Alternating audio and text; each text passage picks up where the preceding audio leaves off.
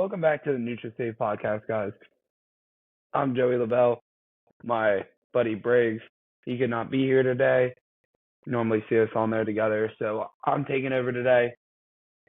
What a weekend of college football, and with Oklahoma upsetting Alabama, Florida upsetting Ole Miss, just so many upsets. Auburn upset Texas A&M. Creates chaos in the SEC. It's one of the things I want to talk about today. And we're going to preview in my opinion, the three biggest rivalries that are going on this weekend. The games that have the most playoff implications and the implications for the programs. And we're going to do Greg sending his pick'em and his best bets, and we're going to do that. And you're here for the Rivalry Week special. We are so grateful for all the support on Instagram, TikTok, Threads, YouTube, everything. Keep supporting. Really appreciate it. We really appreciate all the love and support. So we're going to get into it with last week, the amount of chaos that happened from three of the SEC, 9-2 SEC teams, 8-2 SEC teams getting upset in Bama, Ole Miss, and Texas A&M. Some huge upsets. Tennessee and Georgia won the games they should have won. Indiana ended up losing to Ohio State last weekend, and it's created a lot of debate about who should get in. An 8-3 Bama, Ole Miss, South Carolina, Texas A&M, or a 10-1 Indiana that had a really bad loss at Ohio State. So what I have done is on my handy-dandy little notebook here, I have put down all of the resumes for all the teams that are competing for a playoff spot. With the exception of the Big 12, I'm going to explain why here in a second after I'm done explaining. And my argument is that Indiana should easily be in the playoffs as long as they do what they're supposed to do against Purdue, which they should. I think they should beat Purdue by a convincing margin. I don't know if they're going to cover the 29 and a half, depends what sportsbook you use. But it needs to be a convincing win. It's got to be at least by 21. It should be by more. I don't think they can give up a lot of points, especially after you gave up 38 to Ohio State last weekend. So, but with all these SEC teams losing, I think it doesn't benefit anyone more than Indiana. And maybe Miami and SMU. It benefits the Big 12 and the ACC more than anyone. And so I've got all the strength of schedules laid out, and we're going to get into it. Like I said, I'm going to explain what I think about the Big 12 here in a minute. But my argument is that, and we're going to go in with this premise, that Indiana is not, or should easily be in the playoffs. I think Kirk Cignetti right. I think he's a little over arrogant, which is why Ohio State ran up the score. It could have ended a 31-15 game. Instead, Ohio State decides to run up the score because of all the talking Kirk Cignetti was doing pre-game. So we're going to start off at number one, and we're just going to go down the CFP rankings. We're going to start off at one with 11-0 Oregon. And here I'm going to go record, wins, and wins, losses, and strength of schedule. I'm going to do their big wins, their most impressive wins, whatever. So 11-0 Oregon at 1. Their wins were at home against Boise State, at home against Ohio State, and at home against Illinois. Obviously, they haven't lost yet. Their strength of schedule is 52. Only undefeated team left in college football. I think they should easily beat 1. And then at 2, you have 21 Ohio State. Their wins were at Penn State and a dominant win at home against Indiana. Their loss was at Oregon by 1. Their strength of schedule is at 25. Now, I'm going to catch some flack for this. This clip might go viral. I don't care. I think this is great. I think Oregon and Ohio State at 1. I think that's fairly obvious. I think there's a huge gap after Oregon and Ohio State. maybe not huge, but I think there's a sizable gap in talent in the way these teams have looked. Yes, Ohio State's looked bad at times. Oregon struggled against Wisconsin, I think it was 2 weeks ago. But for the most part, no one's other than Wisconsin, no one's competed with Oregon like Ohio State, who's the far and away number one team. They have the best resume, and they're the only team that's undefeated. I like if we look at 3, Texas at 10-1, they do not have any top 25 wins. They've beaten 5, 6, and 5 teams. Vandy, the Wolverines, a couple other teams. They've beaten 5, 6, and 5 teams. So nothing really impressive on their schedule. And I got the strength of schedule via Sports Illustrated. Their loss was home against Georgia by 15. Their strength of schedule is 36, which I'm a little skeptical about that strength of schedule number. I think it is a little SEC biased. I get that SEC is a harder conference to play in, but I don't think it's that much harder. I'd like a 6-5 Minnesota over some of the 6-5 SEC teams. I think a 6-5 Minnesota would be very interesting on a neutral site against a 6-5 Arkansas. And both of those teams could win or lose this weekend. Who knows? At 4, we have Penn State, 10-1. Their only top 25 win is at home against Illinois. I believe that was by 14. Their loss is at home against Ohio State by 7. Their strength of schedule is 32. So it's higher than Texas's. Their only loss is a better loss at home to number 2 by 7. So there's an argument for Penn State to be above Texas. Texas has only beaten 5, 6, and 5 teams. They have not beaten anyone else above 6-5. Their best win. Those are their best wins. And granted, they had to go into Ann Arbor and play in a tough environment. But I think there's an argument to have Penn State at 3. Granted, it doesn't really matter because the Big Ten champion is going to get probably the number 1 seed and the bye.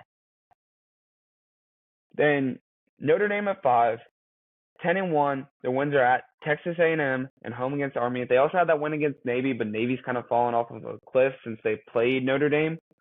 Their loss was at home against NIU by 2. Their strength of schedule is 78. I think this Notre Dame team is a lot improved in what we were going to see under Marcus Freeman. I like them at 5. 10-1 Miami at 6. Their best win was at 8-3 or home against 8-3 Duke. They lost to Georgia Tech at Georgia Tech by 5. Their strength of schedule is 59. Then we're going to go to Georgia. And my main argument is really SEC versus Big Ten. Really, why should Indiana get in over these 8-3 SEC teams? I'm just trying to paint a full picture for everyone, just going down the rankings of all the top 12 and laying out their resume, because the only thing that I'm not really including, and I haven't really included so far in these rankings, is the eye test. I don't think, and I'll tell you right now, I don't think a single team from the SEC has just looked overly dominant in all the games they've played except their losses. I think Texas has looked very bad at times and really struggled on offense and defense. Georgia's really struggled at times. Carson Beck's thrown a lot of interceptions this year. Tennessee's offense looks atrocious when they play against a team with a pulse on defense. Bama, we saw what happened against the 6-5 Vandy and Oklahoma. Ole Miss, they've also lost to all their losses are to unranked teams, to Kentucky, LSU, and Florida. Granted, those LSU and Florida aren't bad football teams, but South Carolina, I've seen them struggle at the beginning of the year. I think they've looked a lot better since they've lost their losses, but at least South Carolina's got better losses, but they got blown out by Ole Miss. So, and then Texas A&M lost to South Carolina by 24, lost to Notre Dame by double digits. So I'm going to continue going down. Georgia, Number 7, 9-2. Their wins are home against Clemson, at Texas, home against Tennessee.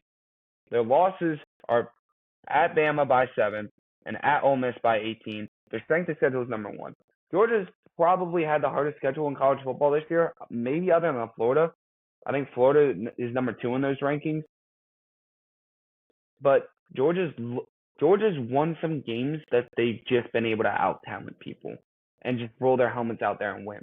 I think that's the biggest thing for me. And I don't know how well Georgia's offense is going to play against a team, and I think the gold standard is Ohio State and Oregon right now. I don't know how well that offense is going to play against those teams. I think Carson Beck's going to throw a couple of interceptions. And I think that's the biggest debate was how bad is Indiana really? So Tennessee 9-2, number 8. Their only top 25 win is home against Bama. Their losses are at Arkansas by 5 and at Georgia by 14. Their strength of schedule is at 22. Like I said earlier, I don't think Tennessee's offense has looked particularly impressive. Not like Indiana's. Indiana's blown teams out. So, granted, I understand that they're playing against worse competition, but I think we have to take win-loss records into account. Number 9, SMU at 10-1. Their only win is was against Pitt when they were 7-0 before Pitt fell apart, and now at 7-4. It was home against 7-0 Pitt and at Duke, who's 8-3. Their loss was to BYU by 3 earlier in the season. Their strength of schedule is number 77. I'll tell you this, I don't think the ACC has faced good enough competition to really be considered in this college football. I don't think the ACC's played good enough competition. Somehow all the ACC teams the ranked ACC teams have avoided playing each other this year, which has really surprised me. The ACC teams are lucky it worked out like that. Then you have 10-1 Indiana at 10. Their only wins are against 3, 6, and 5 teams. Their loss is at Ohio State by 23. Their strength of schedule is 51, which the debate last week was their strength of schedule was 106, I believe, and it bumped all the way up to 51 by playing at Ohio State. I don't think it's a terrible loss. I really don't. Yes, Ohio State dominated that game, but I don't think it was a terrible loss. They're going to have to prove it, though. If the committee ends up putting them in, they have to prove it. And who knows what's going to happen with Georgia and Tennessee this weekend. I don't think going to Vanderbilt and playing at home against Georgia Tech is going to be a walk in the park for either of those teams. I think those games are going to be closer than what you can imagine, but especially what some of the sports books are saying. But it gets interesting here when you're having this debate. I don't hate the rankings so far. I don't think Indiana should have dropped that far, but it's hard to justify you when you lose by 23 to Ohio State. And if I'm the committee, I'm looking at the full body of work. And Indiana does not have any real quality wins. But I don't think Texas does either. I think the best team Texas has played is a Florida team who was missing 5 defensive backs on their third string quarterback, missing wide receivers, running backs. They were missing everybody. And I think Florida is a lot better right now than what they played at the beginning of the season, which is why Briggs and I had Florida maybe getting 4 wins this season at best. And they're now 6-5, probably about to go stomp Florida State. Boise State controls their own destiny. They're 10-1. Their best win was at UNLV. Their only loss was at Oregon by 3. Their strength of schedule is 81. But if they win Friday or Saturday, If they win Friday or Saturday, then when their Mountain West Championship, which is I believe is going to be against UNLV, I think it's I think they're pretty much still in, and they might be at that fourth spot. We'll see what happens with the Big 12. Clemson at 12 at 9-2. Their only win was against Pitt, and I believe Pitt already had 2 losses when they played them. They beat Pitt by a sizable margin, but they have no current top 25 wins. Their losses were at Georgia by 31 in week 1 and home against Louisville by 12. Strength of schedule is 51. So it really makes me question because Pitt's fallen off a cliff. Clemson's going to be an interesting situation, and Clemson's fighting for the playoffs right now because they have to be. I think Clemson is waiting to see what happens against Miami and Syracuse. I think Clemson needs Miami to lose. Don't quote me on that, but I think Clemson needs Miami to lose, but they have to beat South Carolina no matter what, which is going to be a very interesting game. South Carolina is really hot right now. Alabama at 13, 8-3. Their wins are home against Georgia, home against South Carolina, home against Missouri, which I don't think Missouri's a top 25 team right now. I'm surprised they're still even ranked.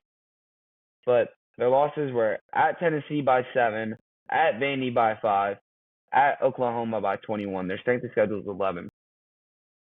And here's where I struggle with this debate: Indiana, Alabama, SEC in general. Alabama's lost to 2 6-5 teams. I just don't see a way where you can put Alabama in the playoffs right now. There's no path for Alabama to the SEC championship. I just don't see a way where a 6-5 you lose to 2 6-5 teams. One of them by 21, where you have 3 turnovers. You look awful in this game, and I just don't see a way where you can be put in. And if we're gonna argue strength of schedule, then we might as well argue strength of schedule and just put the top 12 teams with strength of schedule in. And strength of schedule is relatively subjective. You really don't know how a lot of these places get their strength of schedule ratings. You kind of just blindly trust them, and that's kind of what I'm doing with these right now. But it's just I'm just trying to paint a picture here.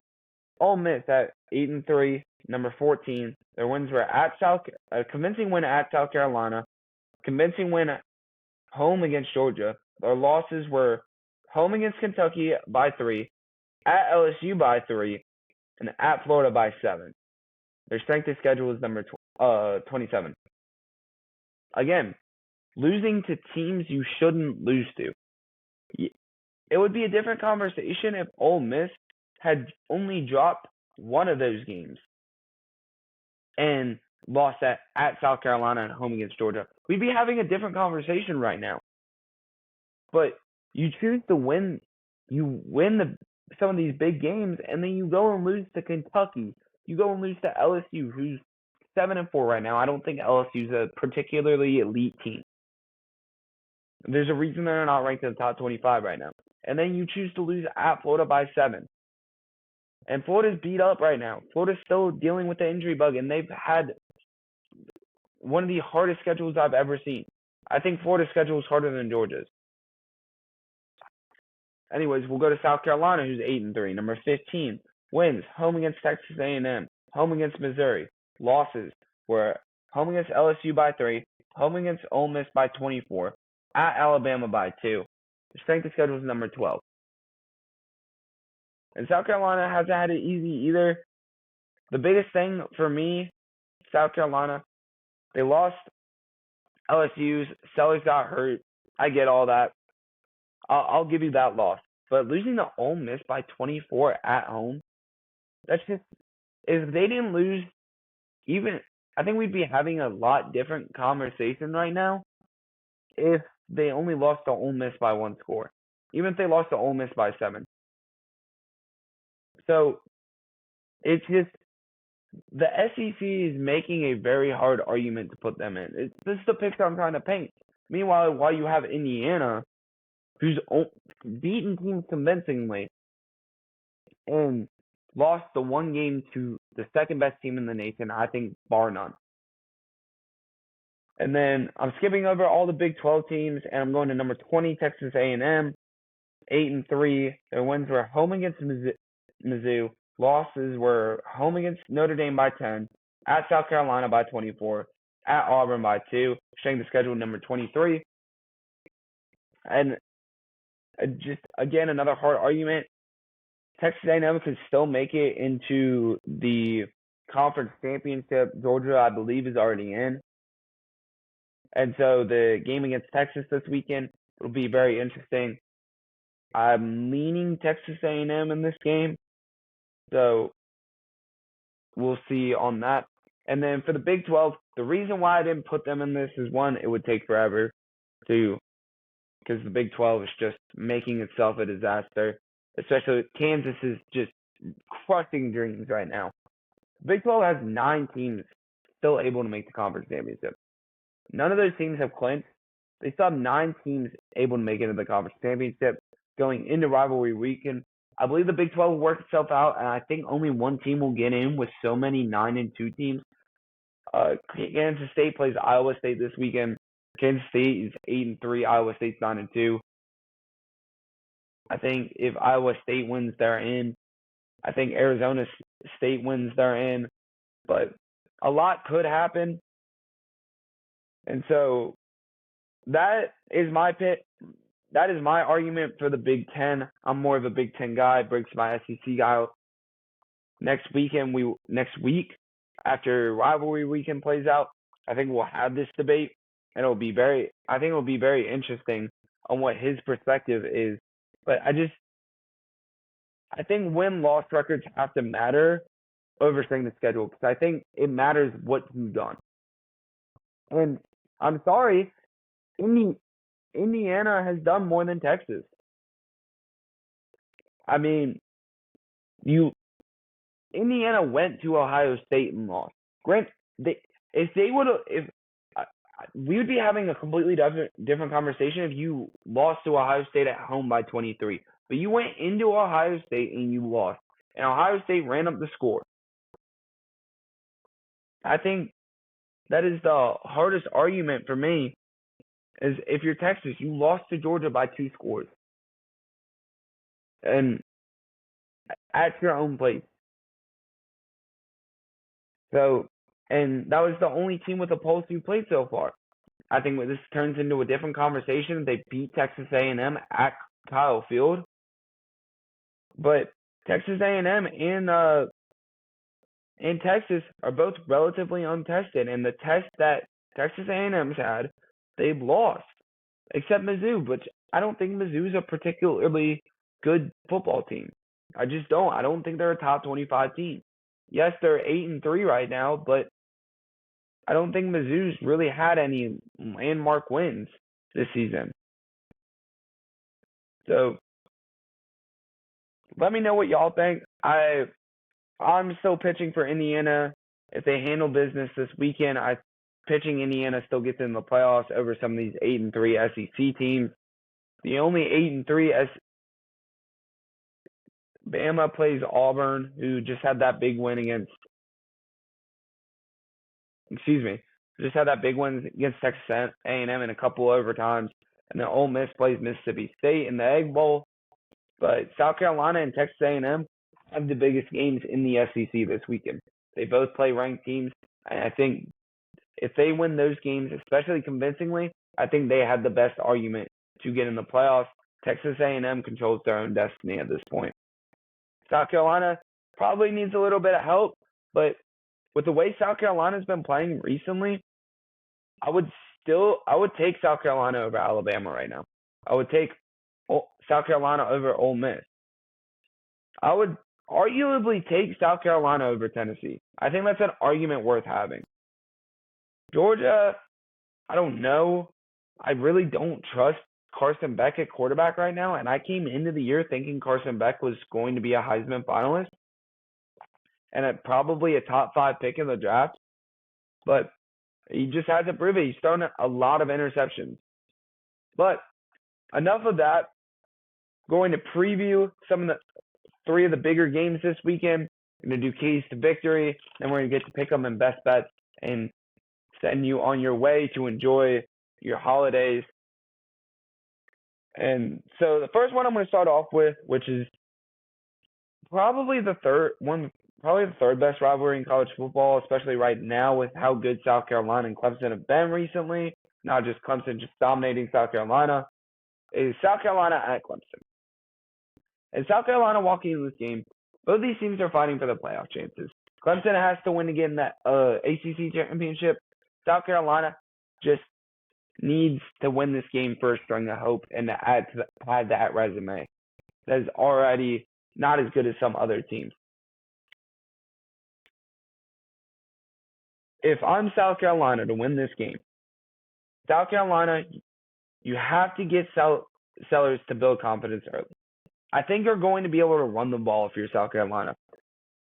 Clemson gave up almost 300 yards rushing to the Citadel last weekend. I think Clemson was running a lot of base stuff. I didn't really watch that game because I knew Clemson was going to kill them. But it just hitting your playmakers on quick outs,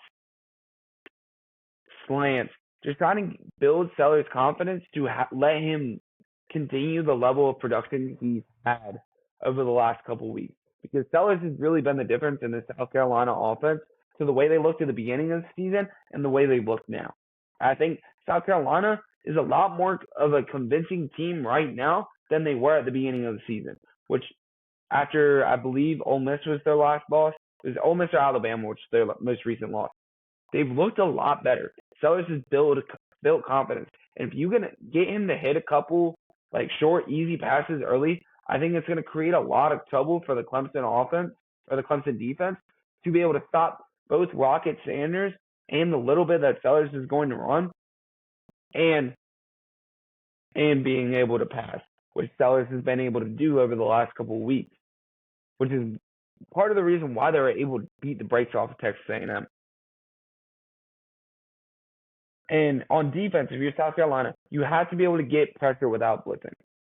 Your 2-star defensive ends, I think if you're able to pressure Cade Klubnik and force him into making mistakes without blitzing, it'll be a huge – if you can drop 7 back and play coverage and make Cade Klubnik beat the coverage, I think that plays huge dividends for you. Because I don't think that Clemson's offensive line is going to match up very well with your defensive line. If you're Clemson, you have to make South Carolina one-dimensional on offense. You can not let them run the ball all over you with Rocket Sanders. And I'm making this sophomore quarterback playing in this game for the first time. At your place, I'm making Lenora Sellers beat me. I'm making the young quarterback come into my house and beat me. And I think that's – and Sellers very well might beat him. And I'm just going to say, okay, you did great, Shane, and I'm going to go home. But if you're out here trying to stop Sellers from hitting the short little out route, the 5-yard out, I think you're going to run into a lot of trouble with these big plays that South Carolina is going to get on the run. And I think you have to really stop Rocket Sanders and force South Carolina to stay off schedule. Make Sellers get complete 3rd and 7s. Make him complete 3rd and 6s and 3rd and 8s and 3rd and 10s. And on offense for Clemson, have to stay on schedule. You cannot take negative plays in this game. I want to be able to have a lot of balance if I'm Clemson. I want to control the pace of the game. And I don't think it bodes very well for Clemson to be off balance or on edge during this game. So that's what I got for the South Carolina-Clemson game. And now Auburn and Alabama. And let me set the stage for this game. both teams have really not met expectations this year. We thought 7-5 was going to be the floor for Auburn this year. Thought Auburn had a lot going for them in the offseason. They were recruiting well, and they just haven't. Auburn's been very unathletic this year. They've gotten better throughout the year, and then the last 5 minutes of the game has come back to haunt Auburn. Auburn has to stop self-destructing, and they pretty much self-destructed against Texas A&M and somehow saved themselves in overtime. So if I'm Auburn, and I think this is a bigger game for DeBoer than it is for Freeze. The Alabama fans are going to come for DeBoer's head if you lose this game. After losing to Oklahoma last week, the Alabama faithful is going to come for your neck. In my opinion, this is the second biggest rivalry in sports. The second greatest rivalry in sports. And the Iron Bowl, I'm going to be glued to my seat. I think it's still going to be relatively close because I don't trust Alabama's defense. But if Auburn, you're going to win this game, you have to force Jalen Monroe to beat you in the pocket. The longer you give Jalen Monroe to dance around, that's when 4th and 31 happens. So keep Monroe in the pocket, make him beat you through the air. And he can. And making Jalen Monroe beat you through the air doesn't mean he's not going to rip off one on Q power. And he's not going to hit you every so often, every once in a while. But overall, you must make Jalen Monroe beat you in the pocket. I think Oklahoma did a really, really good job of having a plan and executing that plan. If Auburn comes in with the similar game plan and forces Jalen Monroe to throw from the pocket, it's going to not bode well for Alabama. I think Alabama's going to run into the same turnover problems that they did last week. Keep Bama on third and passing. And on defense, or on offense, you have to be able to run the ball. Alabama's given up a lot of big plays running the ball. You had 250 yards Oklahoma had against Alabama last week. I think you continue that. You have Jarquez Hunter, who's one of the best running backs in college football. If you're able to run the ball, you stay on schedule and keep Alabama off schedule. I think that's the only real recipe for winning this game. And if you look at it, and as I described to you the resumes earlier, Alabama's won their big games at home. They've won their big games at Bryant-Denny. They have not won their big games away from home. They beat Georgia at home. They beat South Carolina at home. They beat the brakes off Missouri at home. But they lost to Tennessee at Tennessee. Excuse me. They lost at Vanderbilt. They lost at Oklahoma. And so this game being at home and being pissed off from last week and fighting for your life. And this is a big game for Auburn too. 5-7 is a lot different from you being able to win a bowl game this year and going 7-6. And Auburn's 5-6 right now. So they're fighting for bowl eligibility.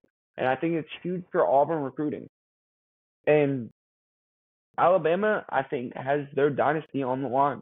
I think that Alabama has to win this game because otherwise, you kind of saw it last year with Ohio State picking Seth McLaughlin and Caleb Downs off. Teams are going to start, and they've started doing it to the recruits as they're starting to pluck. They're going to start plucking players off. And Kalen DeBoer, the Alabama faithful, is not going to be happy. And I think Alabama's got their backs against the wall, and they're going to probably win this game. I don't think Auburn's going to be able to keep Alabama Monroe in the pocket well enough to win this game. But I do think this is going to be a one-score game. And now, for the game, Ohio State Buckeyes playing at home against that team up north. Won't say their name this week. Never say their name. I'm going to just come out and say this. This is going to be belt to ass for 60 minutes. No doubt about it. This is a revenge game. And this is all the rage built up from the last even 4 years. I really don't see a path for the Wolverines to be able to beat Ohio State. This is going to be belt to ass for 60 minutes. I don't see how the Wolverines are going to score. Unless Jim Knowles somehow saves them and just plays zeros. But I don't think the Wolverines are going to score. I think there's a very real possibility that the Wolverines defense can keep them in it for two and a half quarters. But eventually, gravity is going to take effect. And the only path I see is I think you really have to take away the short pass. What did Indiana do last week? They were playing 10, 15 yards off the ball to make sure that Ohio State wouldn't beat them with a big play. And Will Howard, 22 of 26, 201 yards.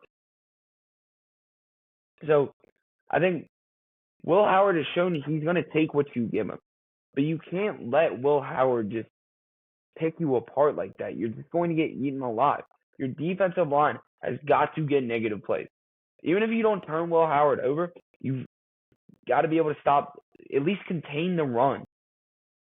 Make Ohio State take shots down the field. And it's your corners against theirs.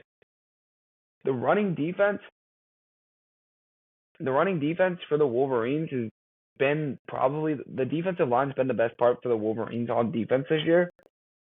But you're not to stop the run without bringing more in the box. And if I'm being honest, I don't see a way how they score on offense. I really can't prescribe it. You scored 50 points against Northwestern to make up for the points you're not going to score this weekend. I don't see a way where they score more than 13. I don't think the Wolverines score more than a touchdown in this game. I really don't. I don't think Davis Warren is going to be able to throw the ball under the constant pressure he's going to be under against Ohio State. The only advantage I might see in this game is the Wolverines' defensive line against Ohio State's offensive line. I think it's a great test for Ohio State as they walk into the Big Ten championship if they beat the Wolverines. Ohio State's going to try to score 100. Over the last 4 years, that's all the Ohio State faithful has heard. And Ryan Day is going to want to just take this game out of control. And I don't see a way the Wolverines stop it. Will Johnson is going to be out, which is, who are you going to have to cover Ibuka, Smith, even Tate? It's going to be belt to ass. Ohio State wants to hang 100 on them. And I would not be surprised by the end of this game that it's 63-7. Maybe 63-6, because I think the Wolverines will be able to get into Ohio State territory, but I don't think they're going to be able to score touchdowns with how good Ohio State's red zone defense is. So I would not be surprised if this game is 63-6, because I think that the Wolverines defense is going to be on the field all game. If you're the Wolverines, you're going to have to try to limit possessions, but that only works if you're picking up first down. And I just don't see a way where they're going to consistently move the ball downfield. I can see a way for the Wolverines defense to somehow maybe pull out a way to stop Ohio State's offense. But even if you only give up 21 points, which is against that's a win against as good of an offense as Ohio State has. But I don't think the Wolverines are going to be able to score 21 points. I really don't. I think Ohio State could easily win this game 21-6. I don't think they will. I think gravity's going to take effect. And like I said, Ryan Day is going to try to run up the score. At this point, it's not about if the starters aren't coming out.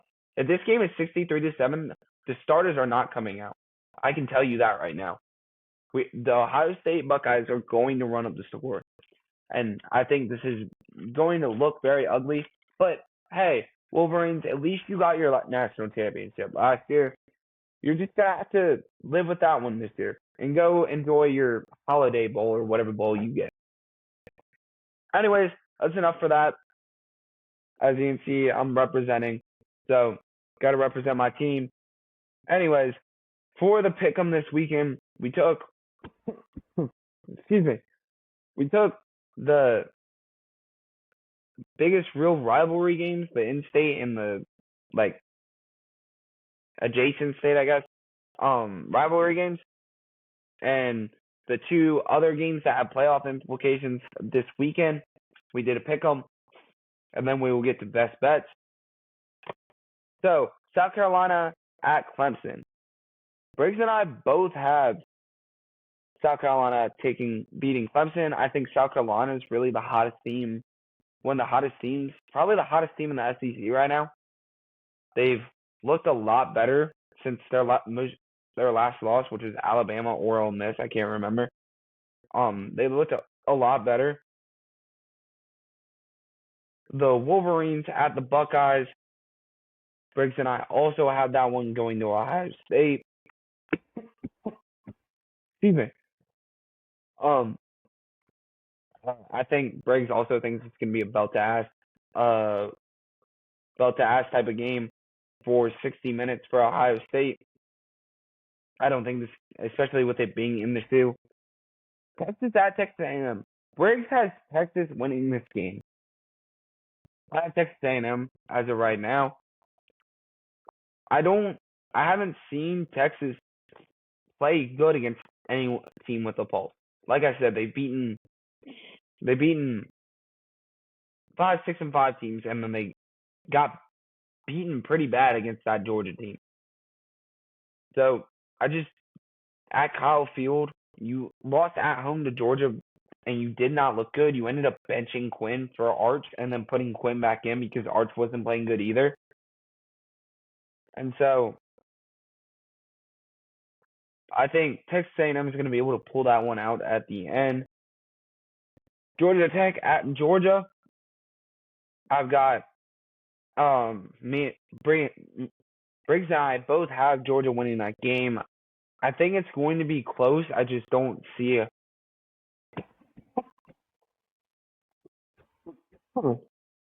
excuse me. I don't see a way that Georgia Tech can pull this out in Athens. I think they have a lot better chance if it's at home for Georgia Tech. But I still think it's going to be maybe a 10-point game. I still think Georgia Tech's going to cover whatever the spread's 19.5 right now. I think Georgia Tech's going to cover that. Mississippi State at Ole Miss. I think Ole Miss is going to be pissed off and trying to make a statement, whatever they can to get in the playoffs. So I think Ole Miss is going to dominate that game. Both Briggs and I have Ole Miss winning that game. Louisville at Kentucky. Briggs has Kentucky winning that game. I have Louisville winning that game. Kentucky's 4-7. I just haven't seen a lot great for them so far this year. I